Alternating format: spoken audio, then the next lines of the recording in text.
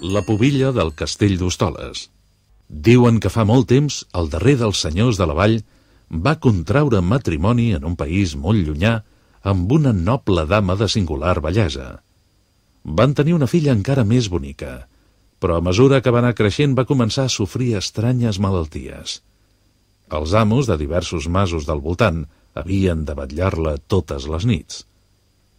Una nit va ser el torn dels habitants de la Plana. La mestressa va cridar un mosso perquè hi pugés, però aquest no hi volia anar de cap manera. Llavors la dona va oferir unes monedes a un carboner que aquella nit s'allotjava a la casa. El vell carboner va anar-hi de bon grat, i la pubilla malalta no parava de demanar-li coses. Que la cotxés, que li portés això, que li fes allò, fins que el carboner, desesperat, li preguntà a la pubilla si no podia dormir, i ella li respongué, ni de nit ni de dia. Aleshores, el carboner exclamà que només els fills del diable no dormien mai.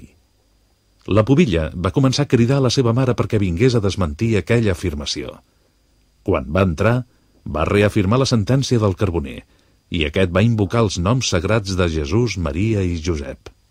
Aleshores, el cel va respondre a la invocació de l'home amb un gran daltabaix i el castell d'Hostoles es va enfondrar. El carboner va sortir il·lès d'entre les runes.